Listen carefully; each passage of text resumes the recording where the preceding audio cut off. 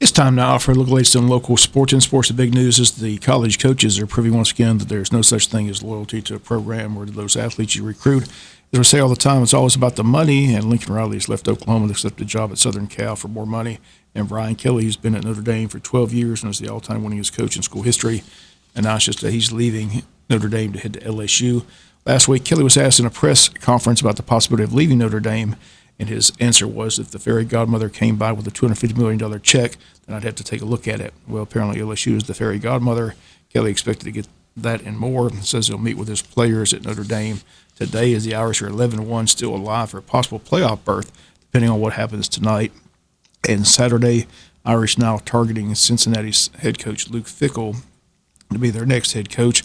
Meanwhile, the Gators have their new man, Billy Napier, who was at Louisiana Lafayette, but is coached with both Nick Saban and Dabo Swinney. That's who the Gators targeted after firing Dan Mullen. Napier is ready to come to Florida in 70 games at Alabama. The Tide went 63-7 while he was there as offensive coach in 2 national championships in 2011-2015, known as a great recruiter.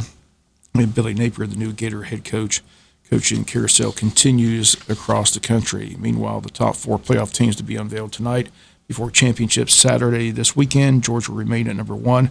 Ohio State's going to drop out of the top 4. Michigan will jump in. Question is, will they be at 2 or 3? Bama will still be in that top 4, and Cincinnati should remain at the 4th spot.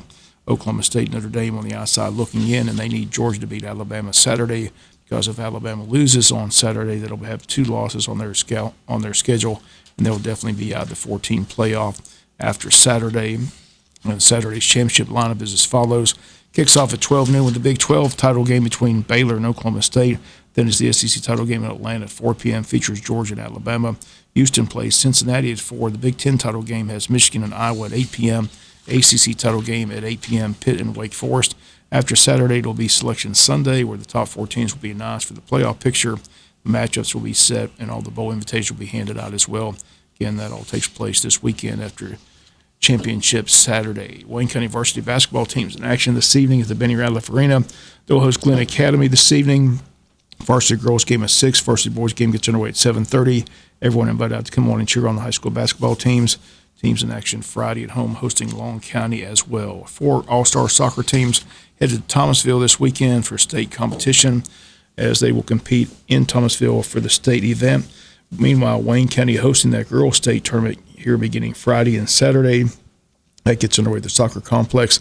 Again, we wish all the Wayne County teams the best of luck this weekend in state competition. Again, the girls tournament here in Wayne County, those 4 co-ed teams headed to Thomasville.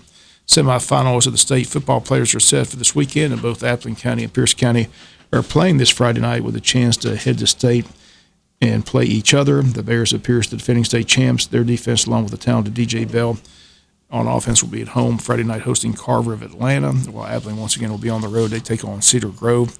Wish them both well. Hope they both advance to that championship game.